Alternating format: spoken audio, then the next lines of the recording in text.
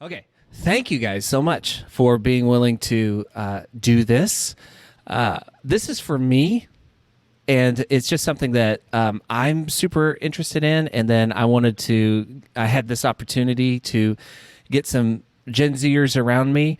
But I am just super curious about your generation and the state of the church versus my generation and how we see the church, things that you were taught that are maybe different than the way I was taught to do church, things that maybe you say, hey, this should be more of a priority in our church or for the church, more so than what my generation would have said is more of a priority. So this is a lot of a conversation about comparing and contrasting just our upbringings a little bit, and also it's really to help me grow, because as I've been in ministry for over 20 years now, I don't ever want to get a place where I'm just like, nope, the way I do things is how it just needs to keep being done.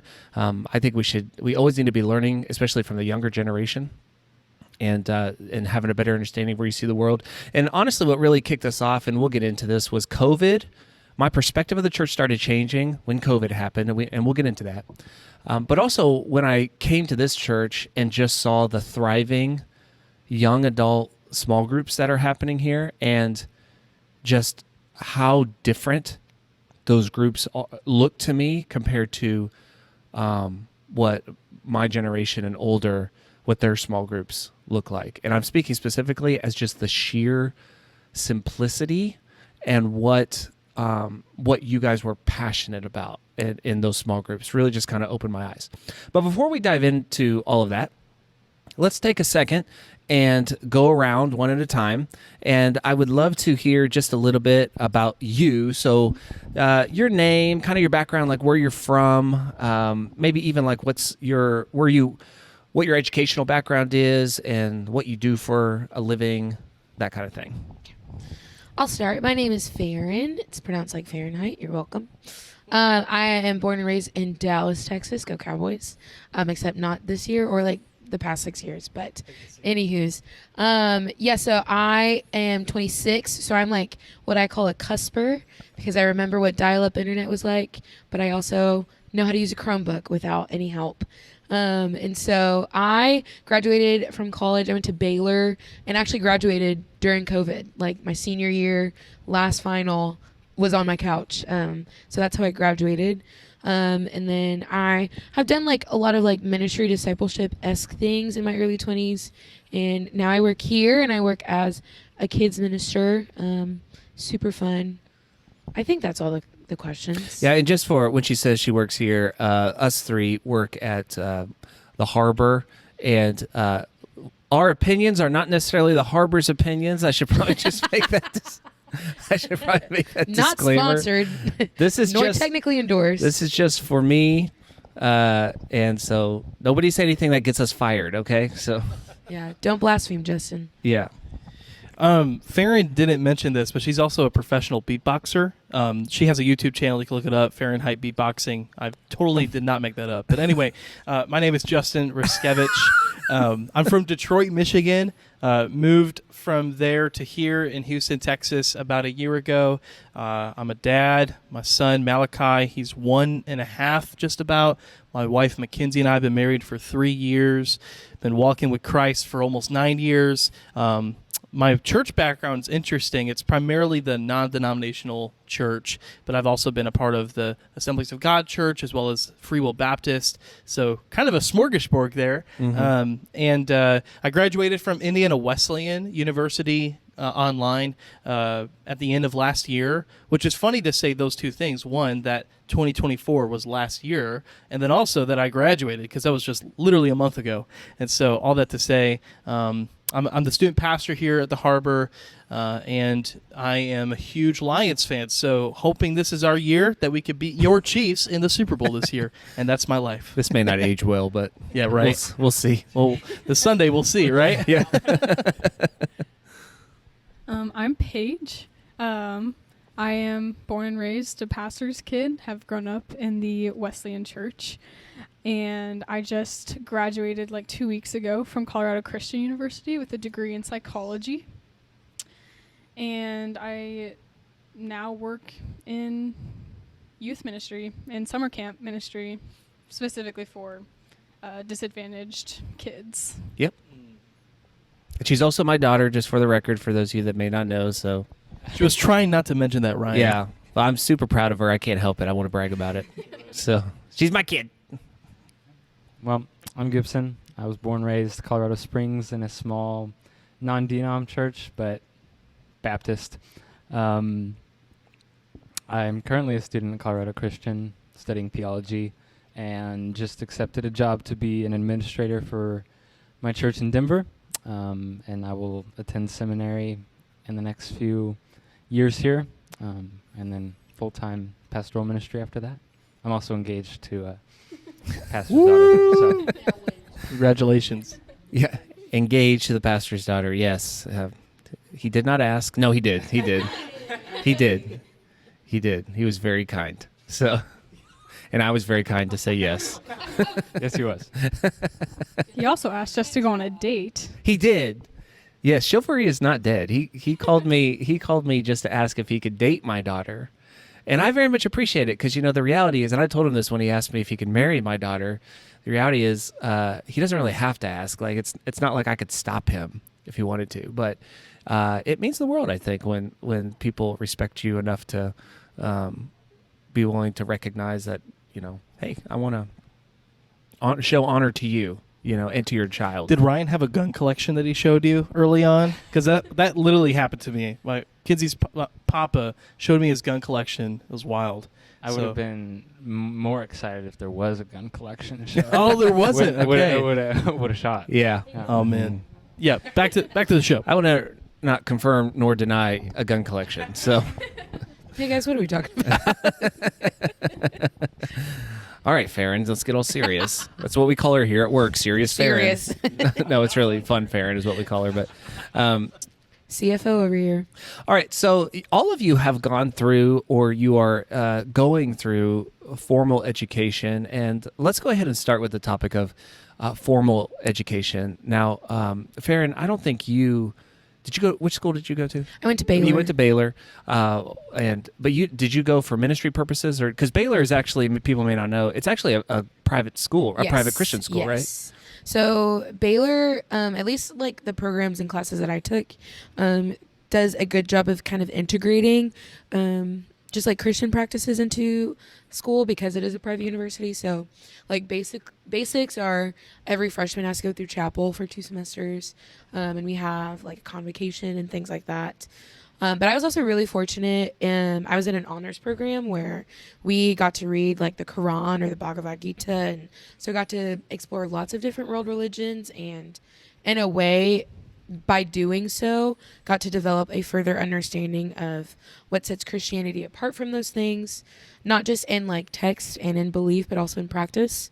And so a lot of my education was, I call it like Texan Christian, but also you are getting a accredited degree. So we're going to teach you how to do X, Y, and Z.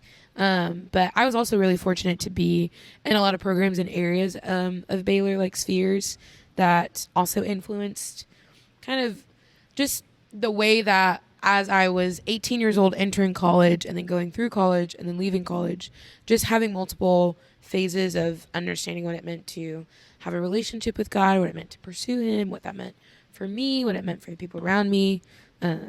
So yeah. Okay. What's your degree in? I double majored. I got degrees in communications and Spanish. Okay. Are you fluent in Spanish? Yes. You're supposed to say sí, but you. Okay. Sorry, I don't want to be pretentious, but yes. Okay. I've never heard you speak Spanish. I don't know if now is a good time, but I can. I promise. Okay. Well, the only things I can come up with in my head for you to say are funny and borderline. So we won't do that. No. All right. All right. Well, what I want to know from you guys, like how important has formal education been for you when it has come to actual ministry training versus hands-on ministry experience in what was really beneficial for you education wise? What did they teach you that you felt was beneficial? Where do you feel like formal education really wasn't able to help you when it came to hands-on ministry? So anybody can take this. Yeah, that's a great question, Ryan. I can maybe give some perspective that will change, a year from now, being that I'm super fresh out of school.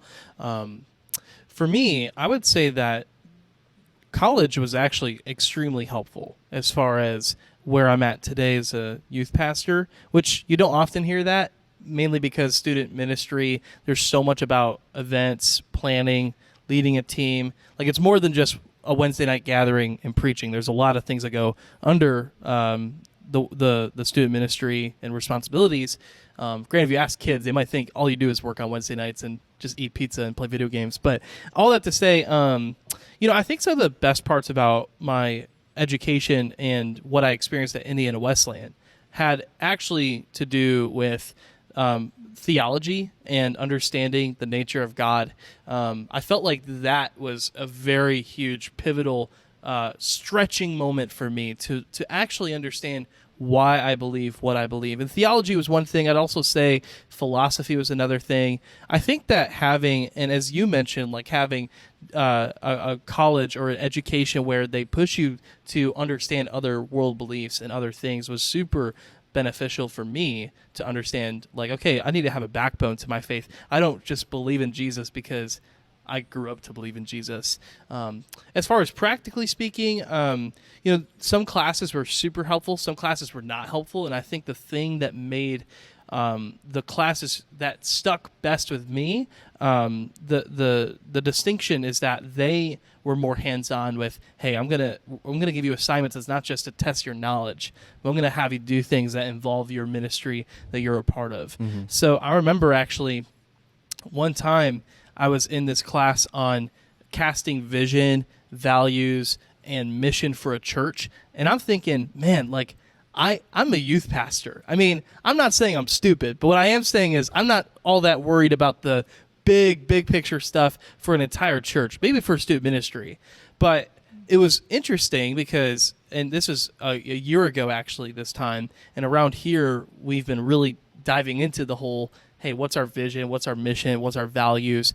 And it was interesting that a part of my assignment was to take a church, which I didn't use the Harbor, I used a different church that I used to go to, and take the mission, vision, and values and do this evaluation of the entire church and how they're actually living those things out. So an assignment like that, where I actually got my hands on, I interviewed some people, I actually did my own research, I got my hands dirty, like that was the distinctive thing that made what I learned in college actually stick here. And what I would say is the problem today, and now for the majority of us, we're in ministry. Actually, I think all of us are in ministry in different capacities. Mm-hmm. The thing is that when you look, though, at education in a broader sense, the problem is that a lot of things that we're learning are these concepts and ideas, but without skin on them, without actually applying them to real life. So I think I got out of college a better experience than maybe even some have. Like my wife, she went to a college and it just wasn't a great experience because it was all head knowledge, but not always a lot of hands-on experience. Thankfully, she is a hands-on experienced person and she overcame that, but not everyone is as lucky to experience that in college, and that holds people back where, hey, yeah, you know a lot, but what are you actually doing with what you know? Yeah. So that's what I would say. Okay, what about you guys and how formal education has been beneficial to you, or that it really blessed you, or you were challenged by it in good ways, and what are some things you wish it was offering that maybe it's not?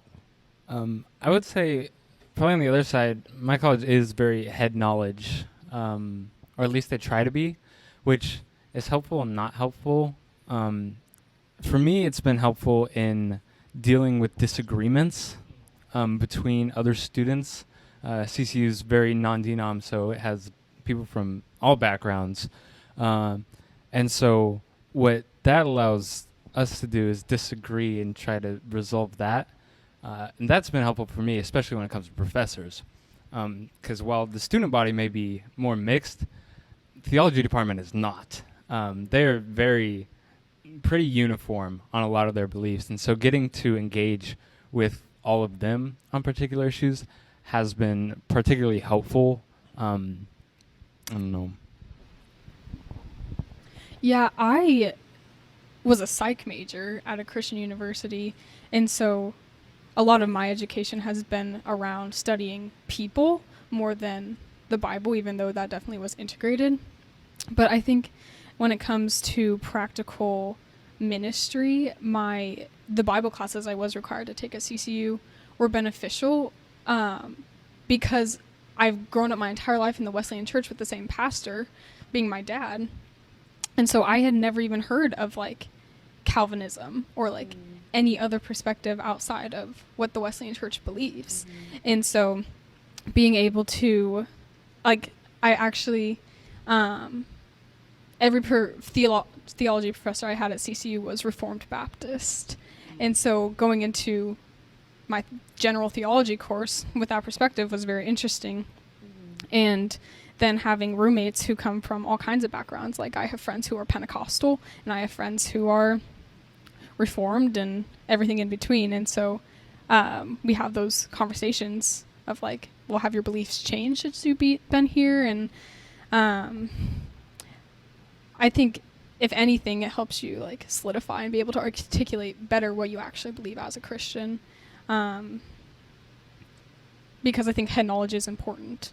But if you're not doing anything with that, then what does it matter? Yeah, I think that's good. And and of course, I went to a school that was very Wesleyan Arminian in its theology, and that's what I was raised in. That's what I've never been in anything else. And it's interesting that my daughter brings this up because she was raised in that environment, and I went through a time in college where I went through kind of a little bit of a crisis. Like, do I actually believe this? Because when I look around, like all the authors that are writing books believe different than I do. So maybe I don't understand things. And so I went on my own journey, because I think a lot of times you just take on the faith of your parents. And so I was really excited when she went to a different school that taught different perspectives, because I never really understood, how am I going to bring up to my 13, 14, 15-year-old, all right, it's time to talk about Calvinism and Wesleyan Arminianism now, and Good night, let's sweetie. talk about the theological differences and, those kind of things. And honestly, I never stressed too much about it, because at the end of the day, the way I view those things is, we're both Christians. We're both going to heaven in the end. We're both totally depraved and desperate need of a Savior, and that only Jesus saves. And so without Him, we are hopeless. And so so I always felt like those were things that weren't really necessary to get in deep conversations about. I love the conversation. That was fun. So I'm glad that you got a more varied experience. I did take her to go check out my college, which was Oklahoma Wesleyan University, and she viewed it, and then she walked away and said, "I can't go here. Too many people know you." Ooh.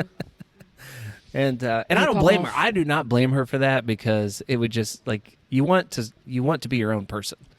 Right. You don't want to be someone's daughter or whatever. Yeah. Type thing. So you guys overall would say that your different college experiences are or have been beneficial minimally from a theological perspective, and they have given you a healthy variety of viewpoints to learn from. And I like your point, helping to solidify what you believe type of thing. So I think that's good. Yeah. I was going to say, I have a little more distance from when I graduated compared to y'all. And I think something that's been interesting as I've left college, and even like the very tight-knit Christian sphere that Baylor is, and then I worked at a summer camp for multiple years, and that was like a really tight-knit sphere. It's been interesting to see the ways like people I went to class with, people I knew really well, have gone on a deconstruction journey, and then sometimes they just don't come back. And so I think even like keeping in mind how helpful my education was and my experiences were, and things like that, I think that there is also, I think sometimes people can get so lost in the alternatives that they lose what was like grounding them. And in particular, I think sometimes that's the challenge about higher ed, is they can give you a path to think in a specific way. And then kind of what you were saying, once you start to wonder if you don't feel that way anymore, it's really easy to just say, well, I'm just not like that at all. And so I know people who, once they started having questions about their faith, they had questions and then they were too scared to ask, or they felt like it was going to mean something catastrophic, and so then they just like walked away from it altogether. And so I think formal education is so helpful, and yet at the same time, I think having those close-knit groups of people who can have an understanding of the Lord and of you to usher you through those phases, because it's not just something someone does in their 20s. Like, it's not like we're having like 20-something-year-old crises. It's genuinely just a part of the spiritual journey is, man, I thought I knew this, and then I had to remember that I don't. And then I had to have kind of the discipline and the wherewithal to decide that searching for that answer again for today is better than just saying it's not necessary or like it just doesn't apply anymore. So I think even having that space after college to kind of discern more of what I need to take with me for forever and what was helpful for that season but needs to be applied in a different way in this season is good. Yeah, I want to move on to another topic. I don't want to harp on education too much, and let people know that we're not trashing the institutions that we were a part No. of. I'm very thankful for them. I think all of us are very thankful for them. I will say, a couple of years after I graduated, one of my professors, I was with him, and he's still there, and just an amazing guy. He asked me the question, "What do you wish we would have taught you more? Like, what do you wish we could have emphasized more?" And my answer to him was, and I think at the time I'd been in ministry for 3, 4, 5 years. I said, the theological education that I received was amazing. I loved it. I appreciated the theological education. I said, but I felt like the practical side was just lacking. And it sounds like that really maybe hasn't changed. And I've had a friend of mine who's now a college professor. He has said the problem is that you have to have so many credits, you have to squeeze in so many classes, and a lot of times in order for you to graduate in these accredited schools with theology degrees, you have to have this and this and this and this and this, and there doesn't leave a lot of space for actual like practical things. And one of the things we had to do was an internship in order to graduate with a ministry degree. You had to have an internship for a year actually working in a church and doing hands-on ministry in different areas of that church. And so that was kind of how they made up for it. I know at your school, for bachelor's degrees, I think, at least they used to, they would actually have you practice, as part of your classes, they'd have you practice weddings and funerals. And I know at my school, we had to like role play counseling scenarios and things like that, which I always found fascinating. That is good to know if I consider the master's route at Indiana Wesleyan. I've not done a wedding before. I've always had these nightmares, and they're so random of like me messing something up or whatnot as far as a wedding goes. I have done one funeral before, but it's good to know that I'll have to do that if I go the master's route here soon. Well, we can help you. There we go. Yeah, they're not that hard. They're pretty easy to do. So, last question on this. The ministry model that you guys have learned, what is it? What have you been taught is how to actually, what should you focus on in ministry? What is success in ministry? Those kinds of things. I'll start by just saying I was raised, for better or for worse, in a time of the fast church growth movement, where it was all about get big, like building buildings was successful. Growing fast was successful. Like then you're doing effective ministry if you're seeing those things. And so it was the purpose driven church movement when, right around that time, Rick Warren's famous book came out, and everybody's reading this book. Everybody's trying to emulate this book and trying to be like Saddleback, trying to be like Willow Creek at the time. And all these fast-growing churches are getting the attention. They're getting invited to the conferences. And so everybody is just driven by that. Like that's our ministry model.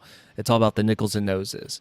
And so I spent too many years, to be honest with you, way too focused on the idea of we will never be a successful church if we are not a fast-growing church, if we are not building something, expanding something, renovating something, doing some gimmicky thing on stage, whatever that draws eyes and attention and that kind of thing. And, of course, that's also the time where, like, having full bands was new, and it was, but people were doing all kinds of crazy stuff. So that's really when I entered into ministry, was when all that was going on, and it was kind of ingrained in me.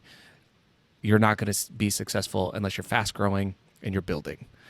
And I'm just curious, are you guys still getting any of that, or are you like how are you being taught today? I would say that's how I perceive it still going on. We talked a little bit before. I think we're both probably outliers from our generation a lot of the ways. My dad grew up in the holiness movement and got himself out of that, and then has kind of despised most movements from then on. And so I never got the whole purpose-driven, any of that. I got, you can't create, control, quantify ministry. You just go make a disciple one at a time, and the Lord will lead the rest. And so that's the area I was raised up in, but college has definitely, like, you just see that idea of purpose-driven, big church, big stage, everything needs to be in line there. It's still, I would say, in full sweep. Interesting. I would say, just agreeing with that, looking at where my friends go to church. Every fall for freshman orientation, CCU has a church fair where they invite a bunch of churches and they set up tables, and you can walk around and just talk to them about their church and try to figure out where you want to go to church as you start college. And this last year, I was walking around and I was just looking at it, and it has turned more into a, what can we give them that will draw them to our table? Like, they're setting up coffee bars and giving out like gift cards and prizes and stuff just so you will come talk to them about their church.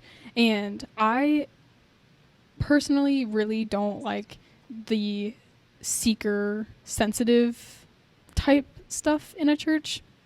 I think it's important to understand culture when you're doing ministry, but I think in a lot of ways that idea has forgotten that, like, the word of God is enough, and God is the one who's going to move ultimately. Yeah, that's really good, and I appreciate what both of you are saying. I feel the same way. COVID was interesting. At that time for me, I was working at a church and part-time youth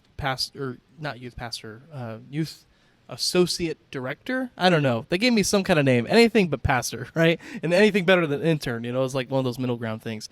They let me go because COVID hit. We didn't know what was happening. The world was falling apart at the time, although it wasn't really. But all that to say, at that time, I was going to a very seeker-sensitive church, a purpose-driven church, if you will.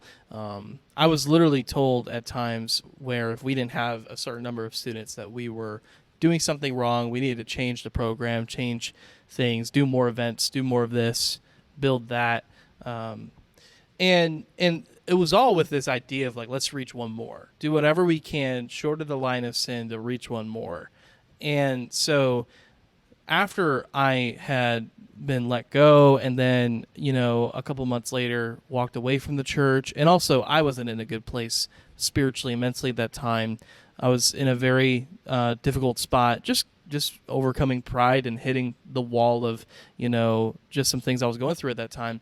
All that to say, that's when I think I started to see what I didn't see when I was at the church, just some of the problems, how short-sighted that kind of perspective was. And so I went the opposite route. Like, I joined a house church for a little while, and anything I could do to escape, what I thought to be the opposite of God's plan, which was like a mega church or anything like that, which I would actually say, and this is where God is funny, that house church, it didn't really work out. And so we actually went back to a large multi-campus kind of church for a while, and then bounced around a little bit as well. So for me, I've had a lot of different kinds of experiences up to this point. Where I think we're at culturally, there's got to be a distinction between where I think young adults are at and where the church is at as a whole. And I'm also mainly talking about the church on the western side of the world. I think when we think about the church on the eastern side of the world, it is vastly different from our church today. But as far as young adults go, I've been to different conferences. I've also been at different small groups, and there's just this hunger for the Word of God to truly just be the main focus It's simple. It's incredibly narrow what kind of focus that we have as young adults. Like, we just want to be in the Word, and that's a really refreshing thing. Now, I still think that as far as where the church is today, though, I think that it's a bit of like I'm seeing that shift in some local churches, but other local churches, I think, still have that seeker sensitive mindset. I believe, and this is Justin's opinion, not objective fact, but what I believe is that different churches like to act more like companies rather than organisms, or organizations rather than organisms, where they're trying to sell the product. And I think now more than ever, that's like the least attractive thing to us. The problem is that because we like to have control, that's a totally normal human thing. Like, we struggle to let go of control. But because of that, like, there's new things that God is doing in the church and new ventures that the Spirit is leading us in. And really, to get back to the simple truth of why the church exists, which is ultimately to praise God, worship God, and show people Christ, and to edify people to go and be the hands and feet of Jesus and the light of the world. All that to say, I think because people are afraid of letting go and taking on what God is doing today is why we still see the same things happening that were happening 10 years ago, 20 years ago, even 30 years ago. It's just not working as well, though, with young adults, because the desire that we have is this real thing. And when we feel like we're being sold something, it doesn't seem like the real thing. So that's what I would say on that. I have a very different perspective than all of y'all, so this will be interesting. But I did, and maybe it's just because of where I grew up. There was like 6 mega churches in the Dallas. There's like more now even. But church was not a very seeker-sensitive kind of thing. Like, I didn't really hear about that until I moved down here. But growing up, church was about who's at the church and what they're doing and why their life is great. And so a lot of like the ministry mindset was, what are things that we can equip people with and teach them how to do to essentially make their life better and perfect, without emphasizing Jesus too much, because we don't want them to feel like sinners. But it really wasn't about like finding lost people. It was just about making people feel more comfortable with what they were already doing by comparison. And so it was like rare for people to invite friends to church. It was rare to be in a small group or like come to church and not be presentable. Like, and you knew that if you came to church and you weren't presentable, 6 people are going to ask you like what's going on and stuff like that. Would they actually like step in to do something? Probably not, but they're going to know. And so I think growing up, that was such an interesting model, because in a lot of ways it really is just trying to have the gospel without Christ, which is not the gospel at all. It's a very like Americanized kind of thing. And again, maybe that's just because of the region I was in, where Dallas is very bougie and people like to, you know, look like they have their life together. And so having interactions with people, with others, where it's okay to embrace the fact that life is not perfect is a challenge. But then once I got to college and started seeing more ministry models there, I think the mindset moved less from practical skills only to more relational skills. And so if it's like a spectrum, I think in some areas people have swung too far into relational, where they're like so about someone just feeling comfortable and knowing who the Lord is, but not always equipping them to spur that on their own. And so it becomes like, yeah, like my family goes here and my family's known and people know like all the good and all the bad, and it doesn't matter, and that's okay, which is good. But at times I think that happens at the sacrifice of remembering like spiritual disciplines are a discipline that allow us to dive deeper into our relationships with the Lord. And so it's really interesting, because I don't think either of those models are, I understand the motive behind both of those models, which is we want people to feel comfortable. We want people to feel like they belong somewhere and like the Lord welcomes them, and he does. And that's all true. And yet to do anything in ministry without making Jesus not just like the hero or the savior, but also the example to follow daily, I think there is still some things missing. And so I think that's just where I'm at. I don't know necessarily if that jives with everyone else in my age group. I don't really know if there's like a one size fits all solution to why finding a church that feels like it fits helps young adults now. I do also, not to like go too far into it, I do wonder if maybe I feel like right now we're around a lot of like church planting movements. So like there's a church plant in almost every church. And so I wonder if maybe at some point it just becomes so challenging to pick a church that you just find the one that everyone else is going to, because it seems like they've got a good model that works enough. And so there's like church plants here, there's smaller churches here, there's family, like there's so many kinds. It's difficult to sift through all of that without feeling like you're losing community by doing so.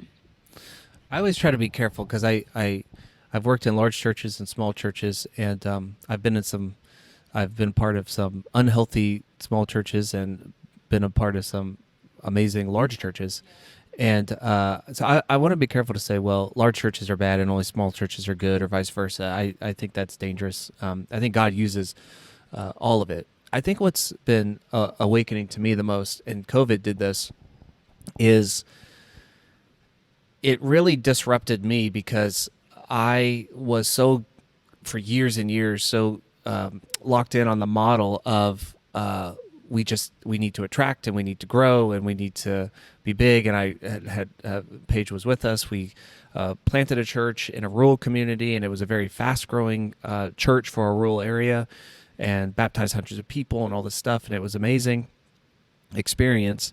But then COVID hit, and suddenly you're not meeting, and you're not gathering together, and your church is divided over what the right decisions are to make, and a lot of ugliness comes out, which is very sad.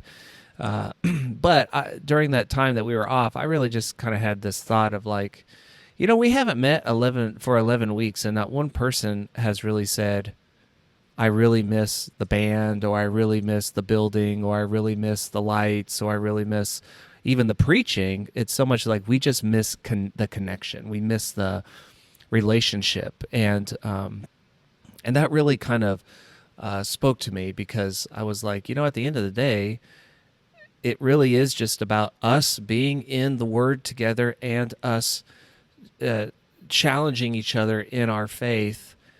And that kind of woke me up a little bit to say, maybe the way we're not some of the methods we're doing, not all methods are wrong, of course, but maybe just what our focus is and what we define as a successful church or a good church just needs to not even change, and not even something new. It's just maybe figure out what we've stopped doing, and we need to go back to doing it, So Yeah, I was going to say, Ryan, you make such a really good point. And just to also say, a part of the turning point I had was seeing that the problem with me and the church I was at wasn't that the church was a large church. It was that I think the perspective was that numbers was the definition of health and success, which is absolutely a problem if that was the only thing. But numbers alone isn't a bad thing if you have a large church. Is that just the leadership perspective, or do you think the common people are walking in and thinking about the numbers? Does that even cross their mind? I don't know. I mean, I think it depends on the person. What I would say about that is, I think it's going to vary on the church, but you have different kinds of communities. You coming from a rural community, I wonder if it would have been as crazy of a thing if you had a larger church versus a church that's more relative to the average size of churches around there, versus me from Detroit. I mean, I don't know. I don't think it was something that a lot of people thought about, but the whole community piece was important. If you are going to a church, you want to feel known and like seen. You also want to feel like you can serve a purpose there, and that you're not just like part of this church that has no need for you to be there. So I think there's churches that are big and can still make people feel known and wanted, and hey, you can be a part of this and go make a difference for Christ.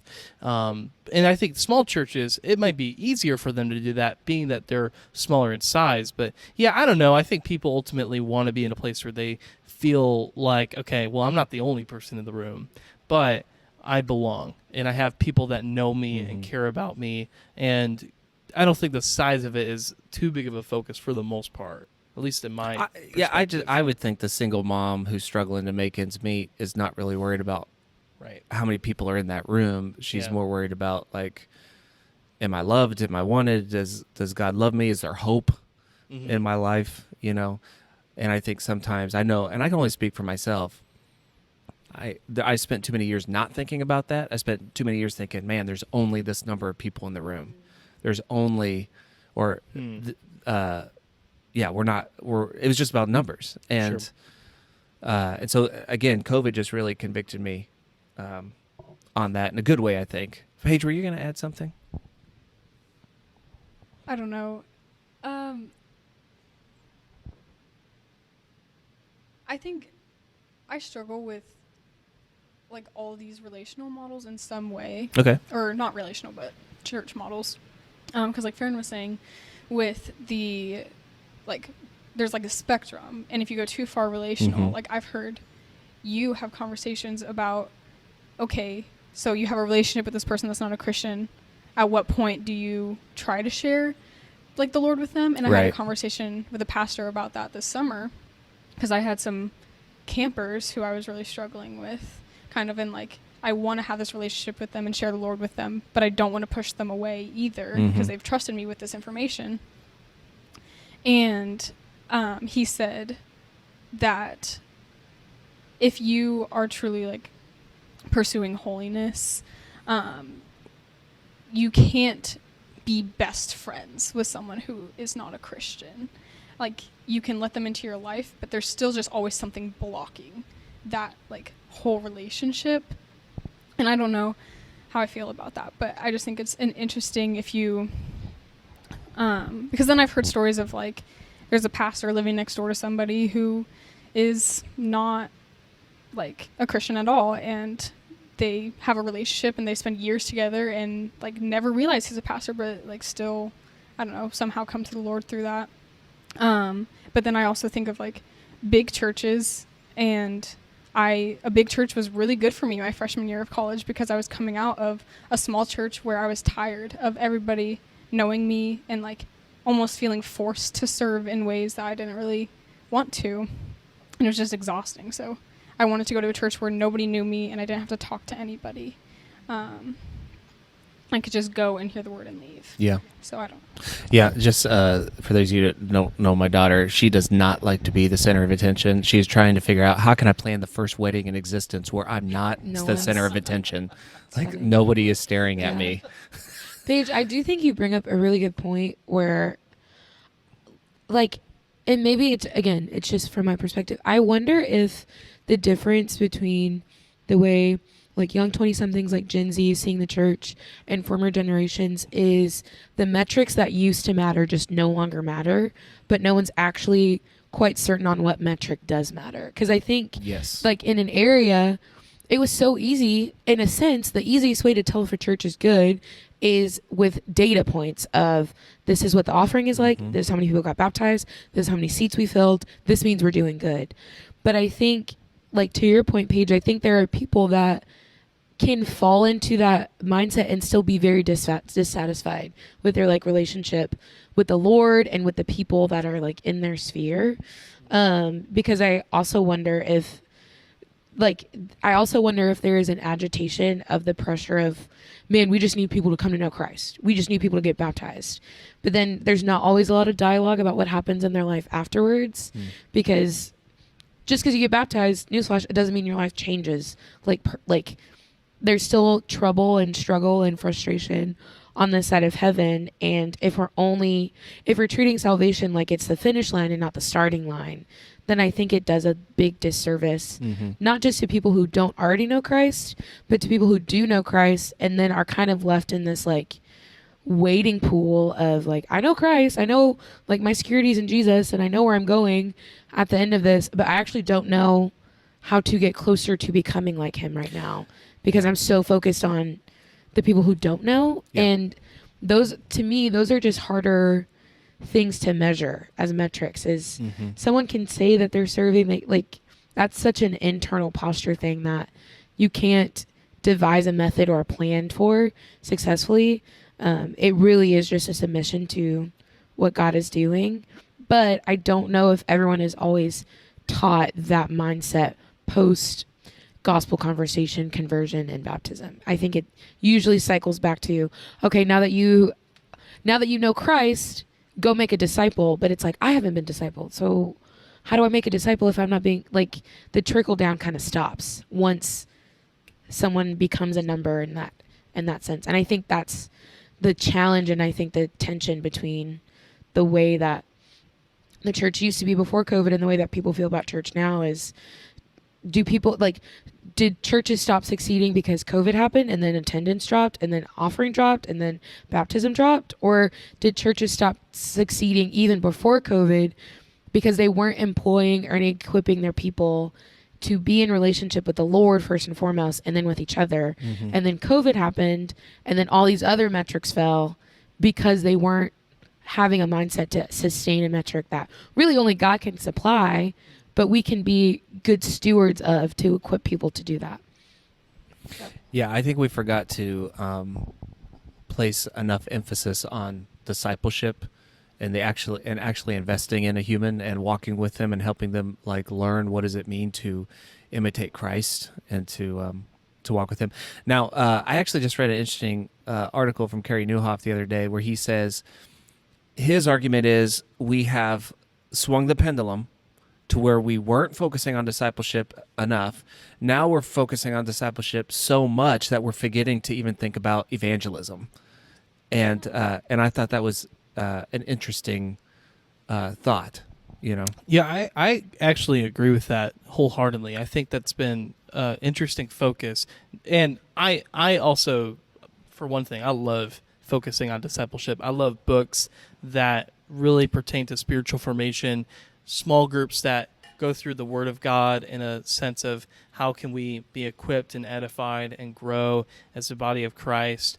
I think that even in my model of ministry, kind of going back to that one question, is learning to not just have this top-down mindset of the pastor does everything, but an equipping mindset where the pastor isn't just seen as this spiritual superhero and solves all the problems for people, but rather, hey, we are all ministers. I am just administrating to what you guys are all called to do, or all of us as a church. I'm here to equip you, train you, encourage you, and just come alongside you and maybe even help set you up in a position where you are going to do the ministry, not just me. So that's the thing where we're at right now.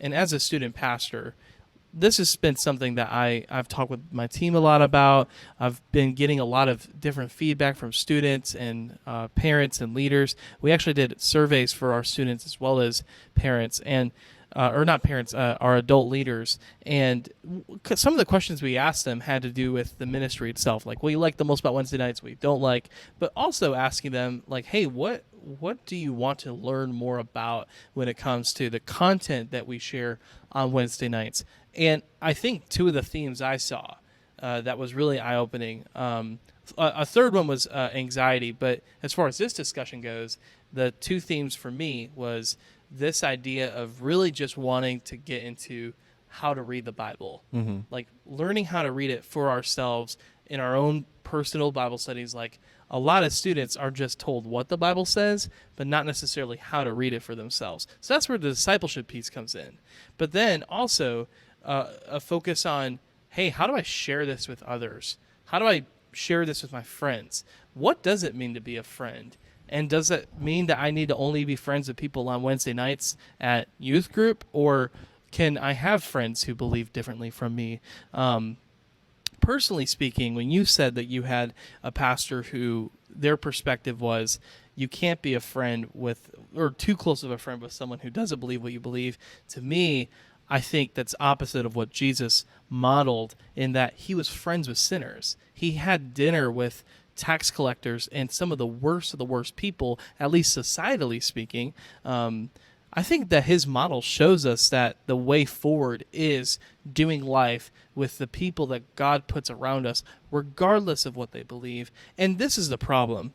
Because of the perspectives that are prevalent in church, where we only can surround ourselves with people who believe like-mindedly, we build this holy huddle. And in that we never go out and actually take action, run the play, go make a difference, and share the gospel. So I personally feel like we need to swing it back. The way forward, I mean, I don't know necessarily how, but I think that maybe a part of the problem is we keep on trying to think of these concepts and strategies instead of actually just doing something. Like, we could maybe read 20 books on how to evangelize, but what's going to be more effective? Reading those books and doing nothing, or just going across the street to the house next door, go knock on it, go invite them over for dinner, see what happens. So, I personally feel, and this is a burning passion for me, to see a white hot passion for Jesus translate into a white hot passion for the people around us, because I think that if we're going to truly love God and say we love God, then that should be shown by our capacity to love others, both in the body of Christ but then also beyond it as well. Gibson, Paige, I want to ask you guys about the concept of truth. I feel like, and I could be wrong, so I'm having this conversation, I feel like Gen Z is hungry for truth. And because it seems like you're growing up in a generation where truth is relative. I mean, we were to the point where, like, are there boys? Are there girls? Is it fluid? Can be whatever. Do you agree with the thought that I've had that Gen Z is hungry for what is true? Yes. Two aspects, though. I think they're hungry for truth, but they never actually satisfy themselves with it. Oh. I was just writing before we came on the G.K. Chesterton quote that man is constantly looking for stuff, and he never finds it, though. Like, that's the mark of our society. They have all these thoughts that are running through their minds, but they never have any convictions about anything. And so it's just motion, not arriving at a destination. And so there's definitely a hunger for truth. And that's, I would say, part of the problem. The other part is obviously the philosophical issue of truth doesn't exist, truth's relative. All that kind of stuff is ridiculous. I went to School of Mines my first year of college, which is a very atheistic place. And it was always astonishing to me, and it still does whenever I evangelize there, that all these students walk around and will profess with their mouths that truth is this relative thing, and yet walk to a science lab and totally not act like truth is a relative thing and say, this is the answer, and this is what we need to do. And I'm saying, like, you can't live up to your worldview. Yeah. And so that's a mark of society. But I would say within the Christian realm, there's definitely that element of searching but not finding, and everyone can all be right at the same time, which is not true. It's important to have unity. Like, I will gladly covenant with Wesleyan. Great. Love that. I hope so, because I'm going to be your father-in-law. Yes. So exactly. But at the end of the day, one of us is wrong. And both of us have to have convictions about that. Otherwise, we're not going to get anywhere. And I would rather strongly disagree and unite than never disagree at all and be in this state of supposed neutrality, and we're both deceiving ourselves. Yeah, I just had to read a book for one of my classes that a large part of it was explaining the history and, like, philosophy that has gotten us to the society we're in today. And it talked about how just individualistic is a factor. And I think especially after COVID and, like, the rise of technology, you can just see how people struggle to interact. And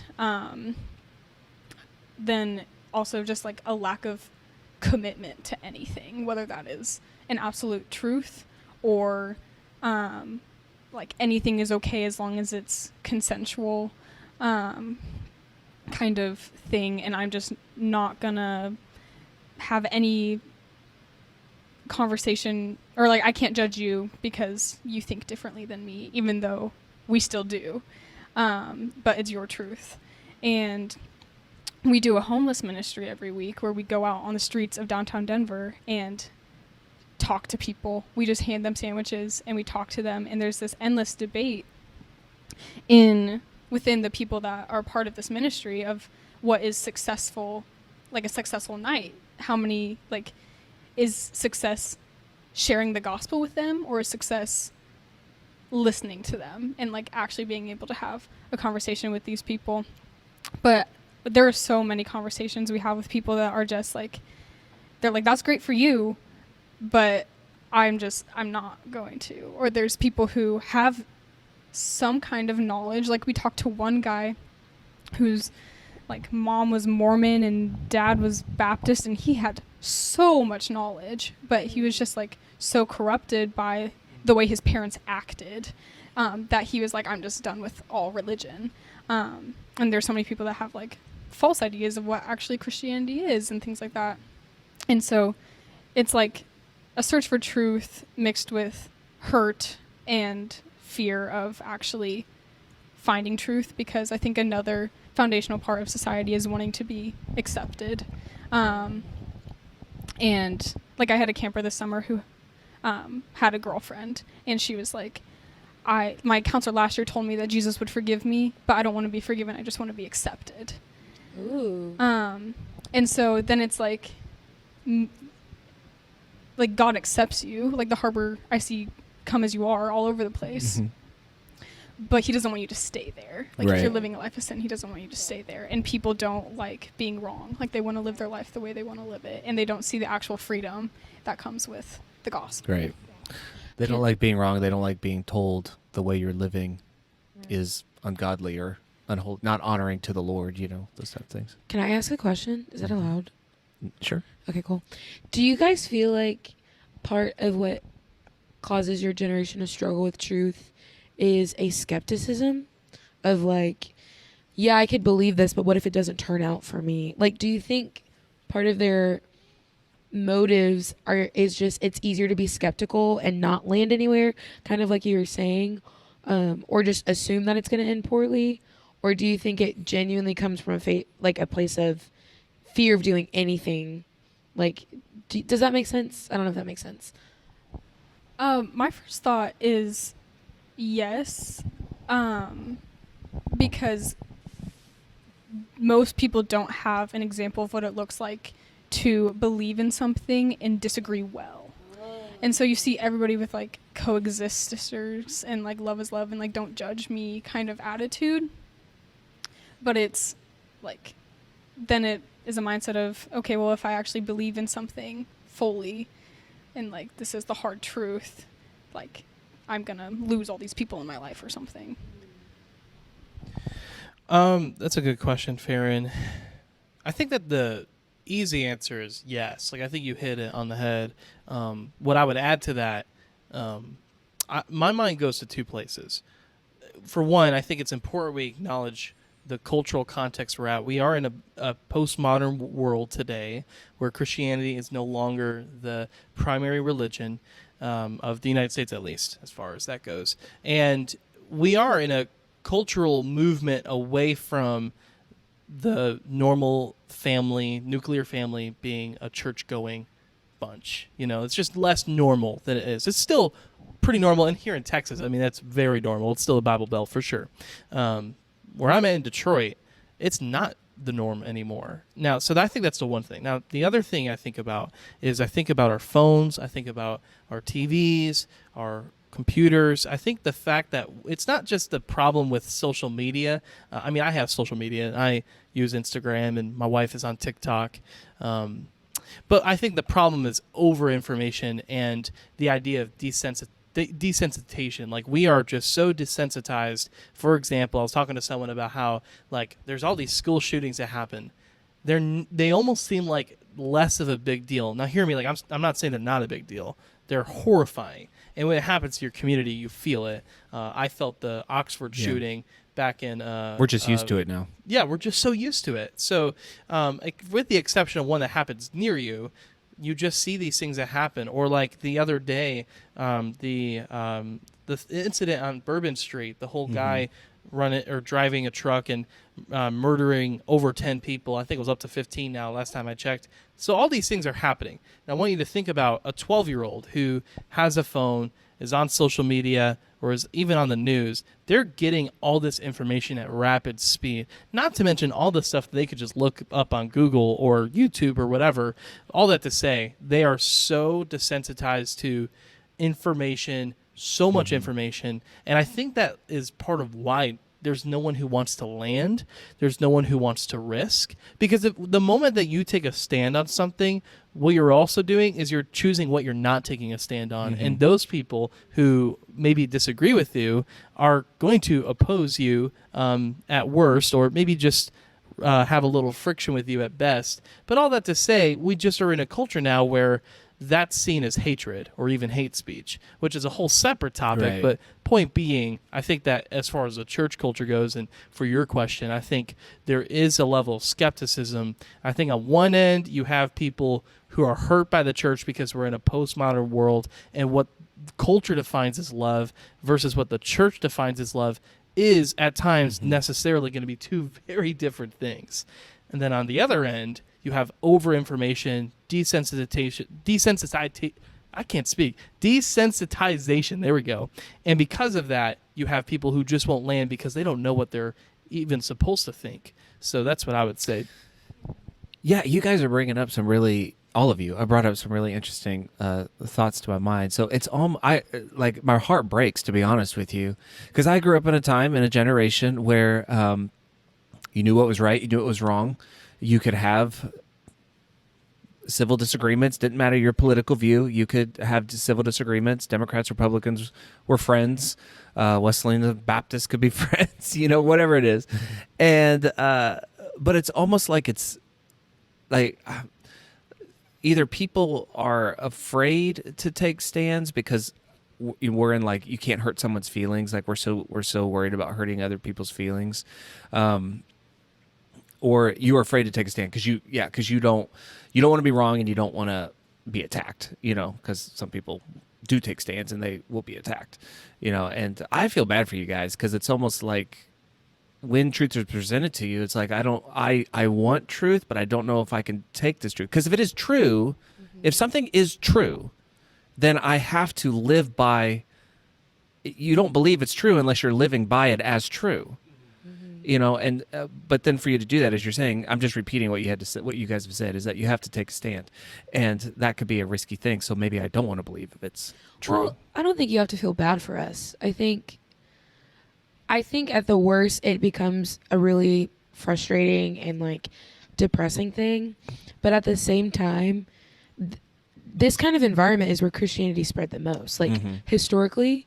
And I think there's a lot of people in our age group and even older than us, or even coming up in the faith right now, who are not content with Christianity being a label and not like a way of life and like understanding. And so I think I understand the sentiment, but I think there's also a lot of people who are frustrated enough that they're like, we need to be what God has called us to be instead of waiting for someone else to do it for us. And I think that's kind of, I think in the same way that it's a frustration of our generation, it's kind of a blessing of our generation, is being skeptical and trying to decide where to land. Because I think once we do land on something, we take it as our own and we don't just let someone tell us necessarily.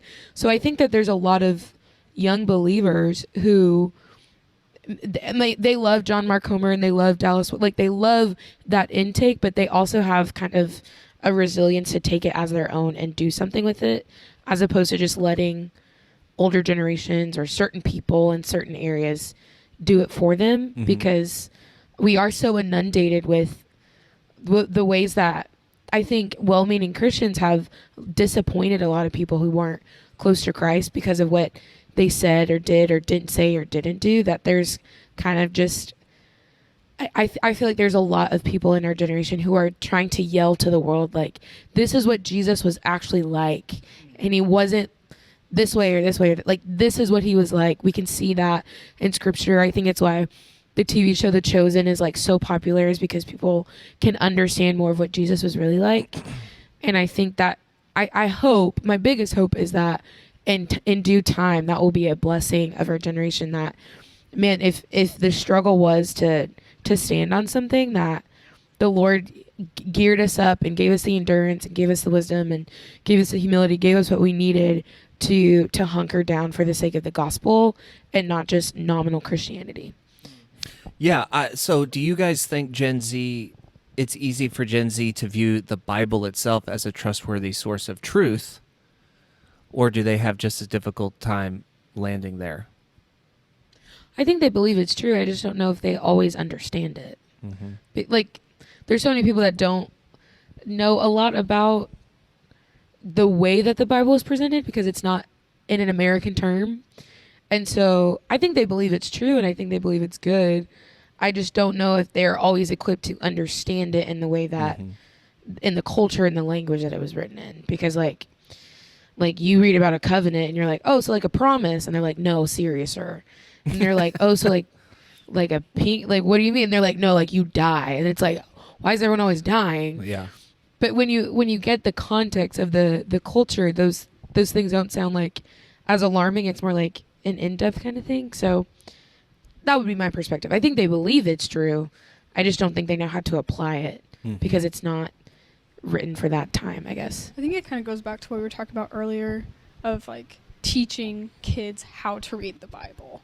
And I like what Justin was talking about and like the nuclear family and things like that, because I think outside of people not accepting Christ, the lack of family structure in society is like the biggest issue.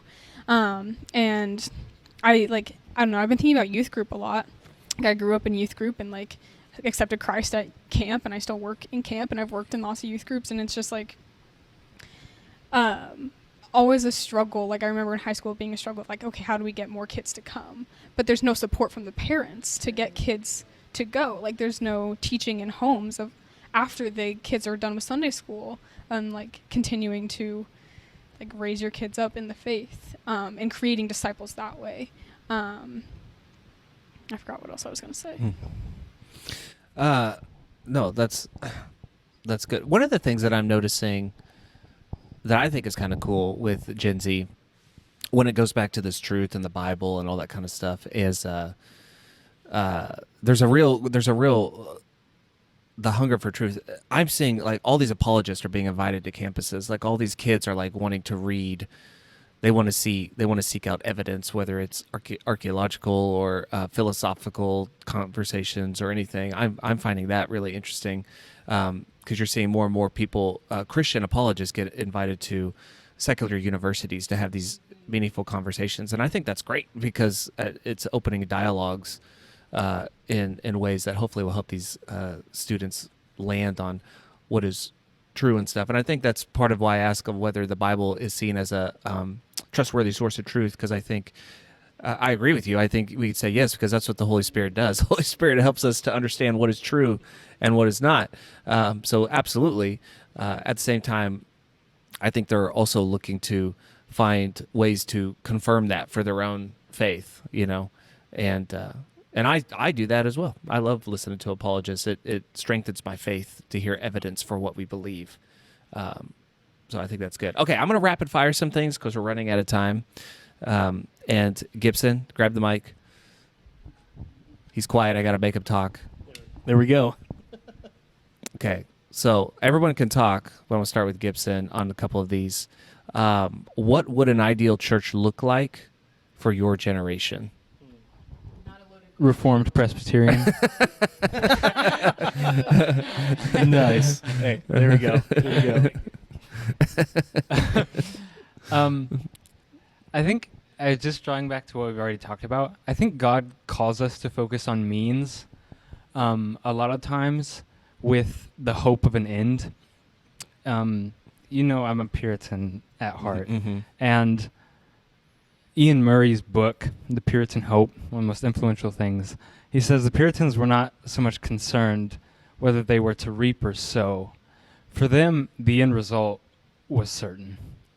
And so we can talk about like how you judge standards of success in a church and all that stuff. For me, it's always been you focus on the Lord's commands to you as an individual, as a family, and as a congregation, and you let the Lord produce the results that he needs. as far as everything else that goes, I mean, it's important, yes, in terms of what denomination, polity, all of those things. Yeah. Model, Great all that debate. stuff, yeah. Yeah. But you want to just be the faithful church who preaches the word week in and week out, who's covenant renewing worship every week, sending families equipped to teach their own children. I'm so thankful my dad didn't put me in youth group a lot of times, just because I got to learn from him. Yeah. And I would rather learn from him than anyone else because I'm closer to him than I was. No offense, Justin, as the youth pastor. So. No, Yeah, take it. there can be great things that happen there. Because It a lot of really kids is. aren't getting that. Exactly. You know. No, they're not. And so equipping fathers to lead the home and mothers to nurture their children. Mm-hmm. And that's, for me, church. Mm-hmm. I think adding on to that, having a congregation that is willing to put in the work. Like my first Sunday at our church of 50, 75 people, I had a woman come up and ask if she could disciple me. It was my first week there. And I know that if I wanted to, I could walk up to any of the women in church and ask them to disciple me, and they would be happy to. And one thing I do really like about our church is that we are the only college students that go there, which can be weird sometimes because I'm in a Bible study with a bunch of women who are married and have 2-3 kids. And so it's just a different stage of life. But I get to learn from that as like, I believe that people grow more in maturity when you're surrounding yourself with people who are more mature and like a little bit ahead of you. And so I think that is also really beneficial. And like having men in the church teach other men how to be godly men. Man, that's really good. I will say my answer might not be as well worded. I completely agree with where you're coming from.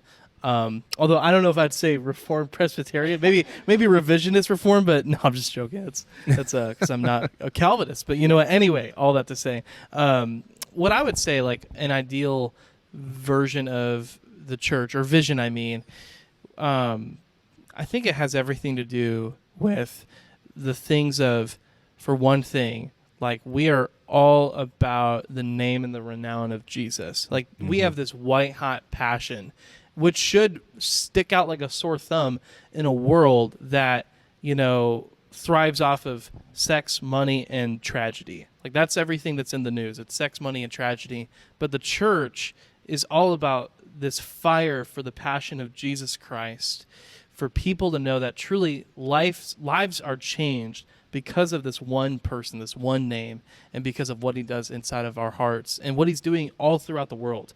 An ideal church has a mission to reach people, a mission that's all about equipping and discipling people. Like we're not just taking the first step with you, we're walking through life with you. And it's existing beyond just Sunday mornings or Wednesday nights or whatever time your function is.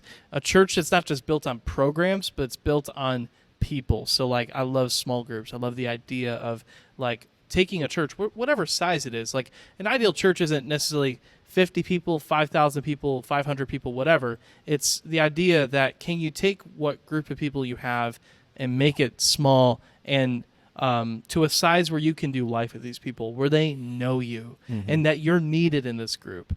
And then I would lastly say, and this is actually funny because I love your comment about youth ministry. Frankly, you'd make my job really easy if every parent believed that way. I would love that.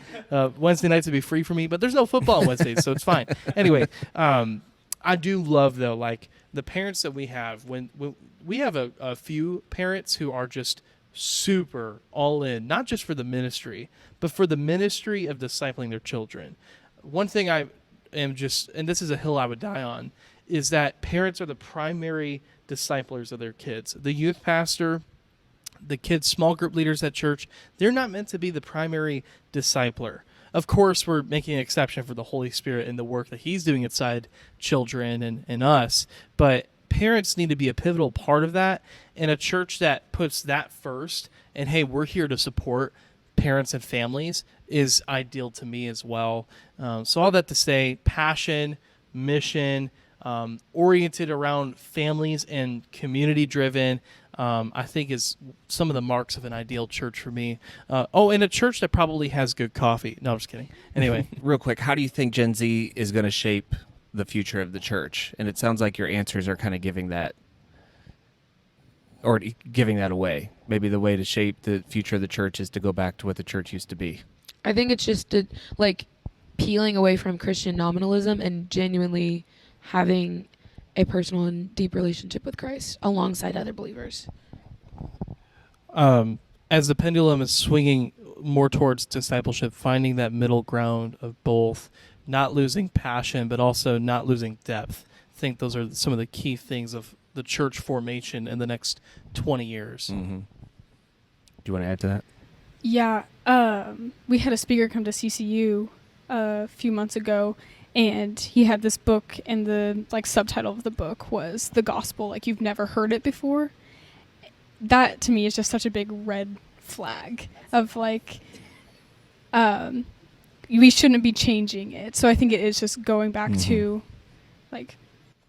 that sounds what like the a new Bible that sounds says. like one of those new method type things, here's a new creative way that you haven't heard the gospel, and it's like the gospel has never changed and it will never change. So yeah. Okay. Anything you wanted to add to that, Gibson? Yeah, it's just in the same way that, let's say, the Reformation was a retrieval of what the church once was. It's like every 500 years the church has been changing. Right. And we're in that period. Yeah. And all of those have been a retrieval of what was the pure foundation of it all. Yeah, we always make it complicated in every generation, and something inevitably happens. And in my opinion, COVID for us was the thing that kind of jolted the church to say, all right, we got to step back and go backwards. And by going backwards, you're going forwards, in that regard. All right. What do you think, two more real quick, what do you think the role of technology should be playing within the church itself? Because I know what Gibbs is going to say. He's going to say none. Zero technology whatsoever. Zero technology What whatsoever. am I doing this podcast for? Yeah. No. Because your generation is so online. And then we're saying, hey, by the way, you can watch church online. You can get digital versions of the Bible. You can, everything is stay online, stay online. And I think in some contexts we'll say we're being culturally relevant, and you are in a way.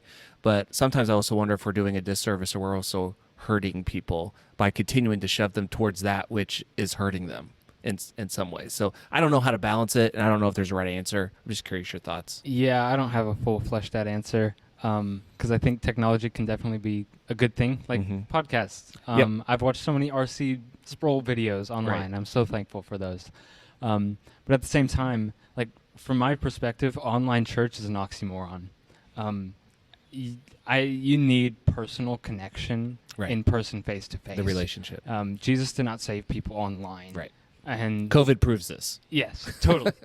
and so there's a bad and there's a good use for it, and I don't know where the balance is, but I think one thing that COVID made really clear was kind of a complacency in people's faith of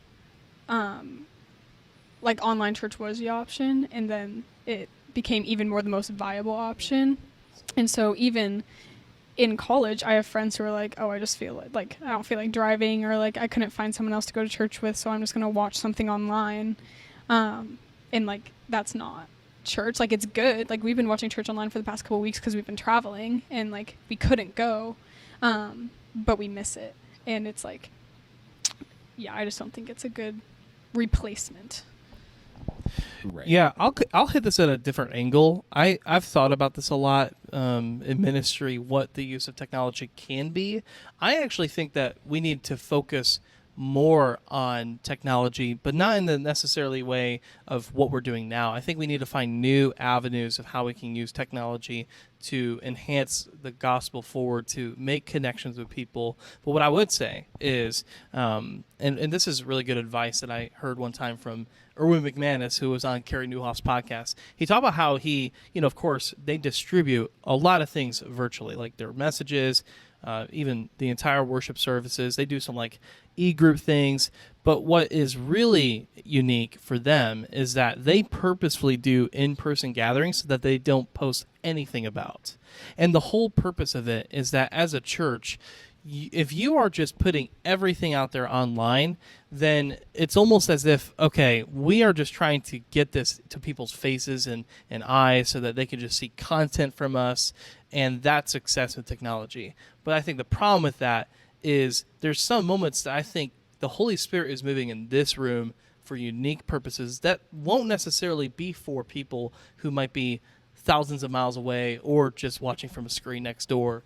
I think that if we can find a way to master the balance between what we do distribute for the purposes of enhancing the gospel, for people to hear the message of Jesus, but then also saying, hey, but there is a boundary. And that boundary is there are things that we don't need to just make public or make popular or get views and attention and likes for, but rather having it leveraged where there are these in-person gatherings and moments that don't need to be put out there because God is doing something here in this room that doesn't necessarily need to be shown for everyone to see. I think that there's just a balance to that, and because we're in a cultural moment where everything is put out there and you do all these things for attention and likes, that's where I think the shift will be needed. You can technology has always been used, and even since the first century, technology has been used. So it's just what's your heart behind it, and what are you trying to accomplish with it? I would just say, like, in summary, my thought is long form over short form. So I would agree. I don't think you can have church online, but I think having messages online is helpful, just for people to watch podcasts and things like that.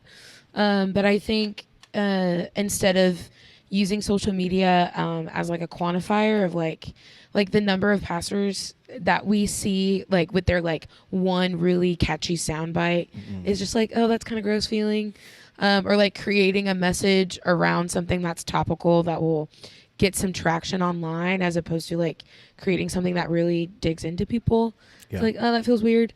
And I think a way to do that is to just emphasize like long form messages or creating space for people to really flesh things out, even if it's a little messy, even if it's not perfectly curated, and in a way like giving people the tolerance to listen to a full sermon, listen to a full worship service in person, and make the time to talk to people about it afterwards, and then like catch up over like lunch or brunch or whatever afterwards, like creating space where it doesn't have to be this passive like thing that needs to keep your attention, but understanding that part of growing depth in Christ is just both quality and quantity of time to know a bunch of good sound bites. Even some of the best podcasts, they are not, they are supplemental. They should not be put in exchange to really hunkering down with people.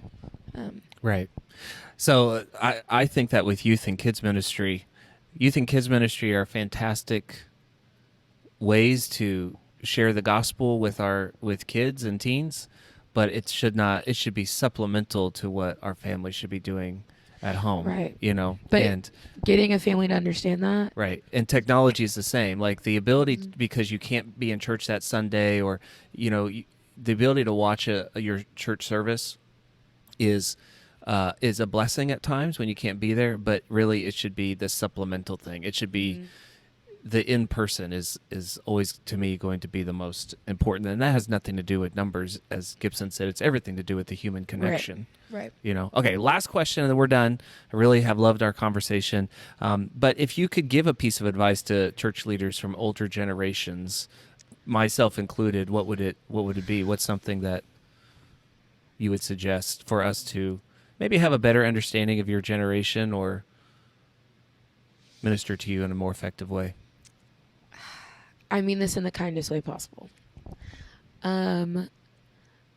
Your years of knowledge in ministry are helpful, but do not always assume that it's just wisdom that you have, because I think wisdom implies that there is an understanding of patterns and cycles, but also a proper application to the current.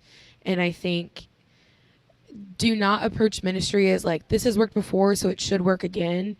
And if it doesn't, it's their fault. I think that is a tone that has kind of been set that younger people have received. It might not have been explicitly said, but I think younger people are not very, they don't feel heard or accepted or understood when it feels like it's a repeat, like rinse cycle of things that older generations heard.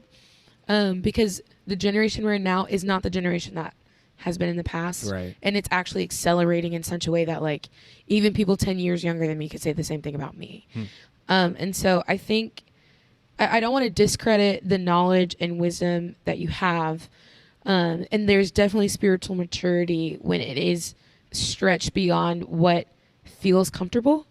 But just having the awareness and humility to understand that like your knowledge without being applied properly sounds a lot more condescending and harsh than it does as like loving and guiding. And the only way you can ensure that your advice, your wisdom will be heard as advice and wisdom is by understanding the current situation. Doesn't mean you have to make a TikTok or anything like that. I'm not saying that at all, but it Not does going mean it does mean like having the kind of what you're doing, Ryan, to have the space to say like, I don't understand this, and the only way for me to speak into it is to get to that level, as opposed to speaking at it from like, of course I know more because X, Y, and Z. And I think that's something that also makes like is not attractive as in like, ooh, more people, but it is something that stands out, is to understand what you know, but understand that what you don't know is so great that it requires you to be humble and speak to where someone is Yeah. at. Fair enough. Good Yeah. point. Yeah, that's really good. Oh, man.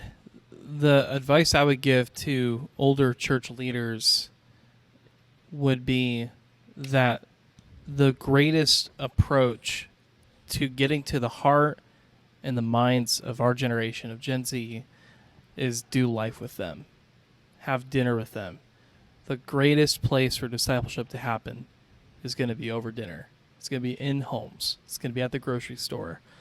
Think that if we're trying to get to this place where we don't just see church as a building, but as this living organism and it's a body, and we are that body, then what won't cut or won't work is if we think we could just do it when we see each other Sunday mornings or at a different function or program. What I am encouraged by is I've had quite a few mentors, pastors, and others who are 20, 30, 40 years older than me. And the moments that meant the most to me, that have made me the person I am today in ministry, life, marriage, being a dad, and all of that, is when I spent time with them.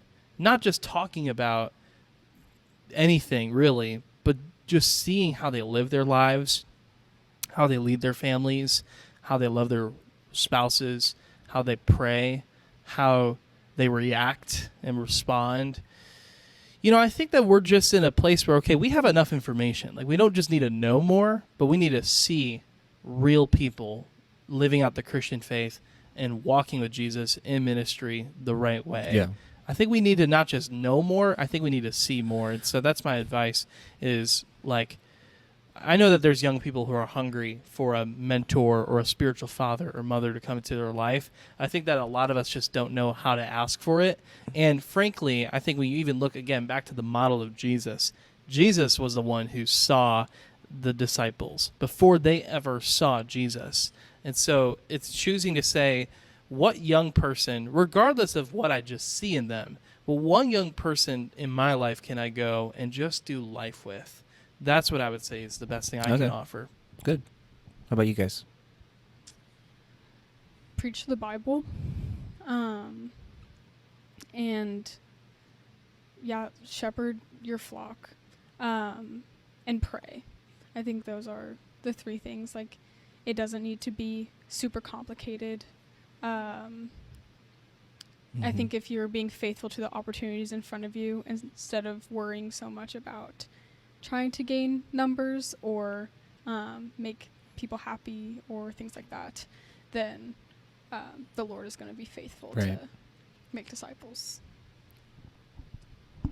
Yeah, I want to piggyback on yours because the older I get, the more respect I have for my father and the things that he did. Because now looking back, he loved to spend time with me. And whether I was being a complete brat or not, that's one thing he always enjoyed doing, even if he didn't enjoy it. He always made the time to go do that. And that means a lot, especially going into seminary and having a group of pastors around me that were willing to say, hey, why don't you come over for dinner with my family? That means more to me than just about anything else, because it's signifying they actually want to get to know me and help me in life. That part, and then also the discipline part of it. My father disciplined me growing up, and I needed that. We all need that. And something I wish I had in church more was church discipline, and a spiritual disciplinary. But yeah. Yeah, that's a whole nother conversation, is how you implement spiritual discipline. All right. Well, we went about 30 minutes longer than I thought, but I really enjoyed this conversation. I feel like I learned a lot from you guys, and I really appreciate you taking time out of your day to actually sit down with me and help me have a better understanding. I am super pumped for Gen Z. And I think Gen Z, I've heard a lot of people my generation older, like, say Gen Z's lost, Gen Z's hopeless, Gen Z's not going anywhere. I believe the complete opposite. I think Gen Z is a light. And it's because, for me, to see how hungry they are for truth and their desire to grow and to see what's real and authentic, and the relationships, and that you do care way less about superficial things that we've focused too much on in the church. So I'm actually super excited about where you guys are headed and going into, and how you're going to change the world. So thank you guys for your time. Can I just say it. this, Ryan? Thank you for having this discussion and opening it up where you can hear our perspectives. I think more of these are needed. And let me tell you, your generation is so paramount to our success spiritually, in as far as coming around us and believing in us and giving us these spaces where we can have honest dialogue, but also where you can be there and say, I believe in you enough to challenge you, to discipline you, which I know personally I've gotten that from you in our relationship, and I'm sure that all of us have in some different ways here. But yeah, I appreciate it, man. Thank you for this conversation. Awesome. Thank you guys so much. Thank you, everybody who checked out this podcast. And I don't know if I'll keep making these, but this was just a fun You one. should I wanted do to it. Do it. Like, Okay. subscribe, do it all for him. Let's go. Okay. Bye.